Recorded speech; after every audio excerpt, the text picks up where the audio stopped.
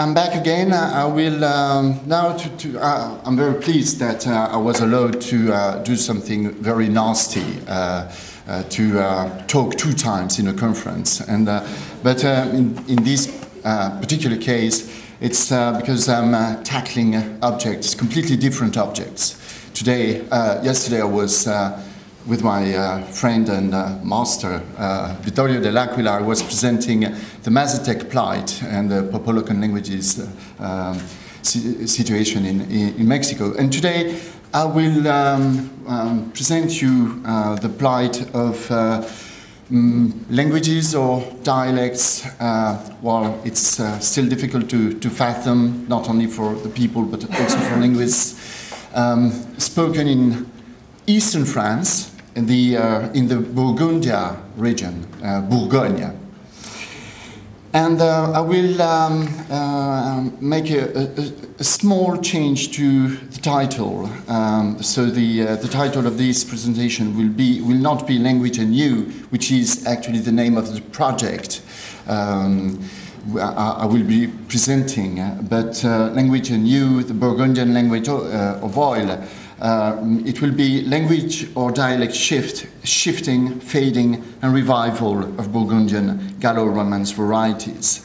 So I will first introduce my topic with the goals and insights. Then I will enter into more theoretical issues with model and reads, and as to the very critical question of what do we mean when we say that a language disappears. We know that the question is as difficult as the question as to give a definition of the difference between a language and a dialect. It's a kind of twilight zone in sociolinguistics. And the third point will be the thread of sociolinguistic networks, and I will revisit what do we mean with sociolinguistic networks in such cases as language attrition and language shift, and how sociolinguistic networks are strategical as communities of practice, as we've been seeing in particular today, with the case of the Inari and Inari language and Livonian language as well.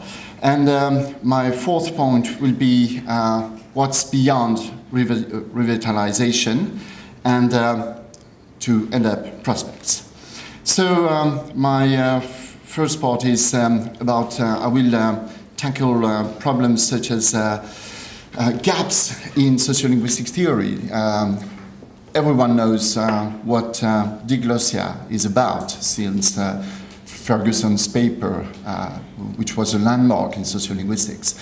But I think that diglossia should be seen not only in terms of high versus low status language and the distribution of functions between a high status and a low status language.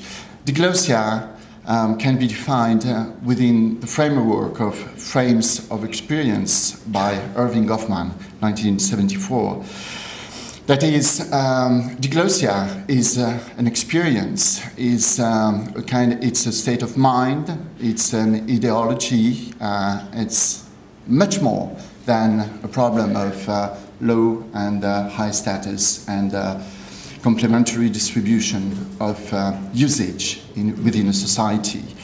And from this point of view, Goffman's proposals in sociology have been underused by sociolinguists.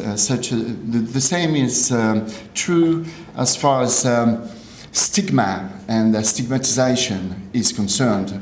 I'm often skeptical at the way the notion of stigma is handled by sociolinguists, and I would advocate or I would advise to revisit Goffman's proposals and Goffman's characterization of or modelization of stigma in 1963. I think it's still very up to date. So, from this point of view, I will have I will revisit the notion of linguistic revitalization as a paradoxical attempt in many cases, and in particular in the case of the Burgundian oil dialects or languages, as an attempt to grow back an amputated leg by using cream. You know. In such extreme cases, as I want to emphasize, as the situation I will be describing, of course, it's not the case with Inari, with the Inari language, Inari Same. So this is part of a project, or this is the result of a project called Les Langues et Vous, Languages and You, which was carried out in 2010. And the idea is that we went to visit people who had been working very hard on the promotion, on promoting oil dialects during 30 years, the 30 last years, or 40 years, in 3 regions. In Poitou-Saintonge, the Gallo region in Brittany, and in Burgundian. So here you have a few characters, the people who had been doing this work of language engineering and publishing texts which were forgotten, and organizing also shows in the language, and encouraging the use of the language within networks of communities of practice. And so, to have an idea of the range of the project, we've been working here in the Poitou-Saintonge, in this region, in the Gallo, in Haute-Bretagne, High Brittany, and Breton is spoken in the west, and in the eastern part there is Gallo, which is Brito-Roman, as it is called nowadays. It's Brito-Roman dialect, that is a Gallo-Roman dialect, which has been in close contact with Celtic for many centuries.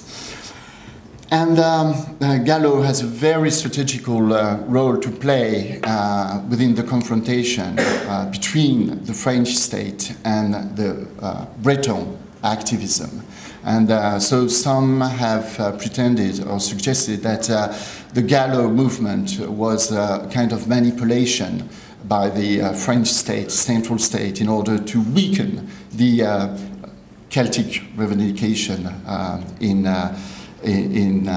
Basse Bretagne, in Low Britannia, where Breton is spoken. And actually, well, this is far-fetched. And while it might have been the intention in some offices of some clerks, but what we have been evidencing during this work of making interviews with the people involved in the promotion of Gallo was something completely different. It was a very interesting, very enticing, very creative way of giving more status and promoting a dialect of one of the oil dialects.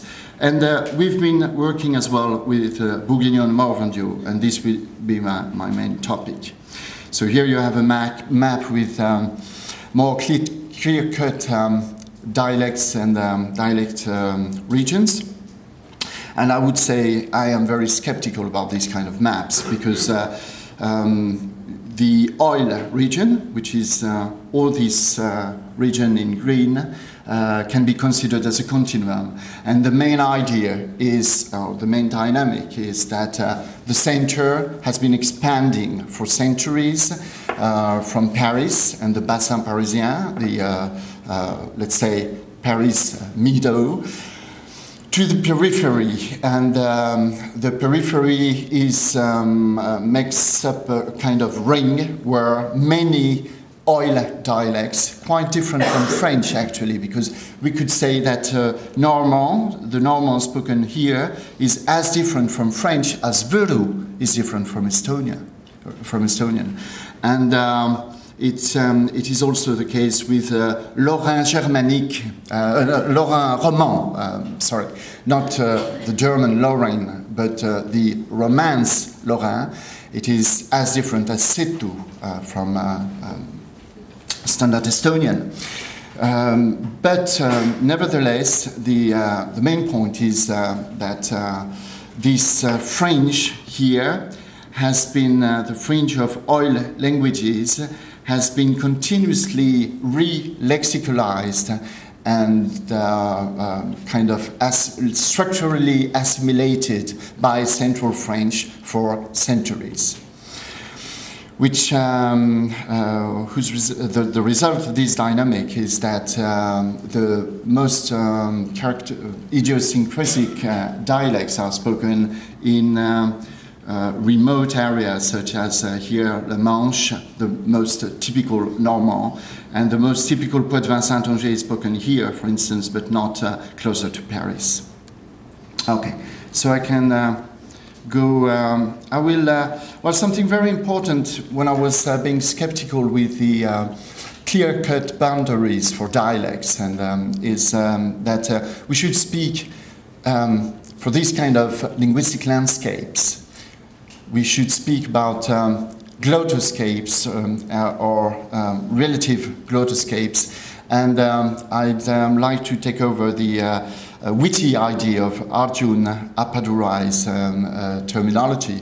It is, so to say, from the word landscape to create words such as ethnoscapes, mediascapes, technoscapes, financescapes, ideoscapes to describe modernity. The reason why he does this is that nowadays we can hardly speak about ideologies the same way we could 40 years ago or even 20 years ago. We've got the impression that what is emerging is more and more a very diversified display of ideas which are pragmatically combined according to political purposes, and this explains as well the many contradictions we hear in politicians. They do not stick anymore to a kind of steady ideology because they are continuously trying to adapt out of populism many times, to adapt their idea to gain more votes as states are weakening. So what they need in order to maintain their power and to carry on supporting the oligarchies who finance their campaigns is to, well, to play with ideas more than to defend or to support or to be really committed to any ideology. And that's the same for finance. We saw that finance was not so committed to good management in recent years. So there was no kind of geo-finance anymore, and instead a kind of a wide range of solutions, pragmatic, make more money, simply. So it's also the same as far as glottoscapes are concerned. So the clear-cut boundaries and clear-cut identities are becoming more and more labile, more and more variable and pragmatic, and we often see kind of contradictory reivindications within complexes of identities which were before far more steady and understandable. So this is the case with the oil dialects as well. So for instance here, Poitevin-Saintonge was a very convenient way of describing this dialect as an object, and it has been documented as well in the linguistic atlases. And so this domain, for instance, matches perfectly the domain of the Atlas Linguistique de l'Ouest, ALO, okay. But in the glottoscape, in the local glottoscape, the southern part of this region recently rebelled, and a group of conservative elder people who lived in Paris most of their life and came back to their native land for when they retired, discovered that for 30 years people had been trying to engineer codification for the Poitevin Saint-Onger and publishing books and in a spelling which they disliked. And so they started attacking people who had been doing a wonderful job for 30 years. And this is typical of this glottoscape, you know, like in Ideoscape and Financescape. So the project of Les Langues et Vous is partly a response to this crisis. We could call it an identitary crisis. So I said that my second point is about models and grids, and why do languages disappear? And the main idea here is that we should distinguish between relations and processes. And the process of language attrition is not so simple. Actually, it can be, the process can be privative, additive, or reactive. And according to, and it may apply to norms or coordinates, it may apply to communities of practice, that is, so to say, to networks, and it may apply to the demographic phenomenon and psychosocial phenomenon of attrition within the social network.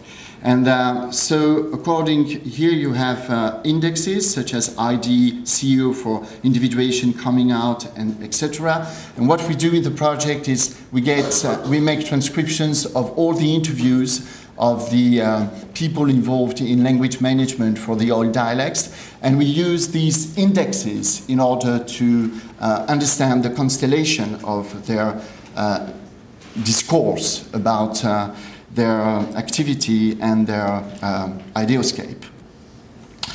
I said that we should revisit Goffman's notion of stigma. And if you take over Goffman's book in 1963, actually you find out that Goffman was working with 12 basic concepts, which were obedience, in order to make it more explicit, what happens when someone is stigmatized, when someone has a kind of self-shame, is ashamed of his language, or is ashamed of being disabled or anyway. So what is the model of stigma from a psychosocial point of view? And what Goffman said at this time is that it amounts to 12 concepts such as, or 12 types of behavior, such as obedience, okay, I'm inferior. Victimization, I'm inferior, but it's not my fault. And compensation, I'll try to do my best to feel myself and to feel like a real peasant, for instance, if stigma is focused on the peasantry and so on. So the idea and what we found out working in this project, making interviews with people involved in language management, was how to reverse the stigma and what would be the counter model for stigma, or what would be the anti-stigmatization or counter-stigmatization model. So here you have 1 minus and here 1 plus. And the idea is that in red here you have the reverse. The way of not being obedient is to get involved in conscientization. Such the way of not being a victim is protagonism, to be protagonist of the development of one's language. And so the whole range of notions here, we can't enter into the details, is a kind of matching of government's model and the counter-stigma model we've been working out of our interviews. So I will go very quickly to give a more concrete idea of how we can fathom the networks within the glottoscapes and digloscapes. Well, because diglossia has so many forms, is so polymorphic that we should call it a digloscape. And I would take over Sarhima's model. She states that you should distinguish between egocentric networks, ego connected to others, the total network, the society around ego, joint networks, neighborhood, friends, or any congregation, referential networks such as identity, potential networks, the very important in social networks on Facebook and so on nowadays, but it has always been the case under different forms, of course. And well, I remember a sailorman who would meet from Noirmoutier Island in the Atlantic, speaking Poitevin, Saint-Onger, who had a potential network when they were traveling around the world doing their job. Well, they would meet any people from the region, though they were not conscious they were speaking Poitevin, Saint-Onger. Well, if they would meet a Saint-Onger somewhere in Argentina, in a harbor, they would say, "Well, you're from the same spot as I am," whereas in the place where they lived, traditionally, they would say that the village next door speaks a totally different language. The dialect next door would be a totally different language. So the idea of potential network is very powerful, and not only, it doesn't apply only to social networks by Facebook. And experiential network is extremely important because this is what makes people believe that they are of the same historical family because they had the same historical experience. And so I know many communities speaking dialects in the oil region because the historical experience on that particular spot has been so intense. People have been so, for instance, so poor, so miserable for many decades, and they have suffered so much, but they have such an intense sense of solidarity out of this historical experience that no wonder that they are still speaking the stigmatized dialect, which has been disappearing in a plain, for instance, or a meadow where people are much more well off. So experiential networks are absolutely strategic. And then the integrated networks, the connecting minority to majorities. So I will go very quickly on the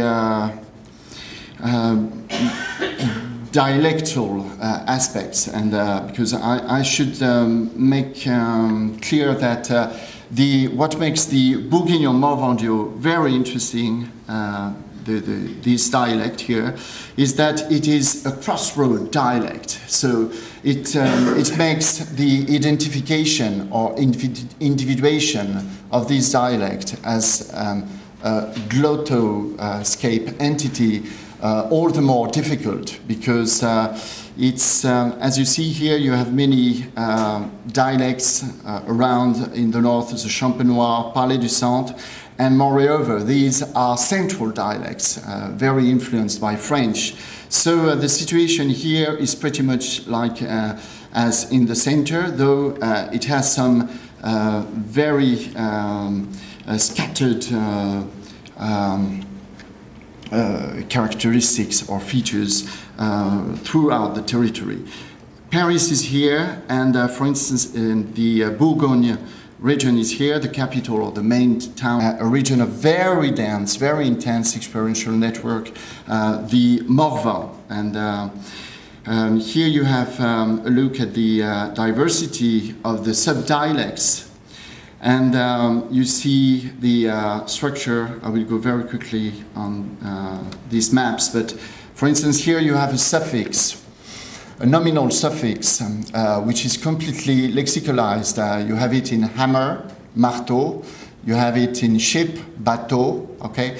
And people would say here, marta, here for hammer, marteau in French, marta, martio, martia, marté. And generally, this feature is characteristic of broader zones in oil dialects. It's very rare to, it's a kind of test, you know, it's very reactive. If you see that the ellus suffix, diminutive formally, kind of instrumental diminutive suffix in Latin, ellus, displays such a variety of forms, well, you are really at a crossroads. So it makes the identity, the referential network more difficult and to emerge. And it makes the ethnoscape effect, you know, the relativity of the ethnic identity much more critical or difficult to fathom.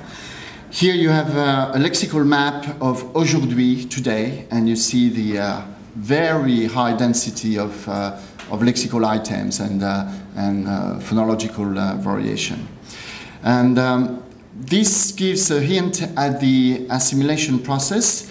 You have in red here, you have places where no dialect was ever spoken, and the empty squares here hint at places where no one remembers any dialect being ever spoken. And what you can see very easily is that the places where no dialects were ever spoken cluster around centers, but medium-sized centers. And this is a characteristic of this region. I would say that the plight for this region and for the local dialects is the dynamic of integrated networks between small urban centers or middle-sized urban centers and the background, the rural background.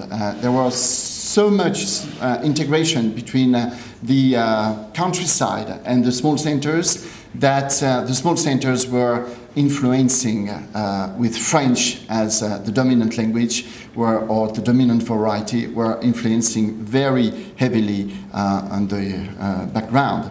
And now we have a complementary picture, the thread of as far as the thread of sociolinguistic attrition is concerned. We see regional French with empty squares, which matches exactly the idea of where language has, the local dialect was very weakly spoken or never spoken. So this is a kind of a dialect, like you would say London dialect, you know, not really, dialects around London, or dialect in the Anglo-Saxon term, meaning. And you have here the bold spots where the dialect is still spoken at home. So what we are planning to do is to work on these islands, let's say, because this makes up a kind of, this configuration makes up a kind of archipelago. So strategically, what we are doing for language revitalization, though the degree of attrition is very high in this region, is to concentrate linguistic documentation endeavors on those spots, the spots where only older speakers or still only older speakers speak at home, or where the language is still alive. Yeah, I'm getting to the conclusion, and I will be it will be very short. So what are the prospects? The prospects for dialect varieties, such as the Burgundian dialects, are unfortunately very, very depressing. Language vitality is nowadays extremely low, and there is no feeling of a common interest of a linguistic community, especially in this crossroad region. Though many groups and associations communities of practice are doing their best to recollect data from elderly people, and they are full of goodwill, but they lack any training in the art of linguistic documentation.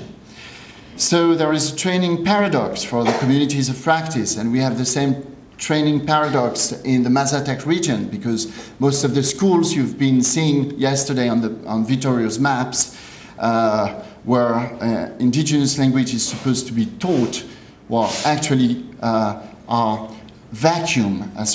total vacuum as far as the teaching of the language is concerned, because the schoolmasters are not trained to teach the language. So you just have it on the paper that those are primary schools, bilingual primary schools. And here it's the same problem, but not with schoolmasters and children, but with people from associations and organizations who are doing their best to document the language. Though the university has a crucial role to play in training, advising, supporting financially and technically. So the Morvandio-Bourguignon dialects or languages are still the focus of a rather wide range of communities of practice scrutinizing the glossoscape or glottoscape. So I would say that the academic world has a strong responsibility in responding to the demand of the civil society for applied and critical knowledge. And the epoch is very challenging as far as the role of the university is concerned. And end of the show. Thank you. Thank you for your patience.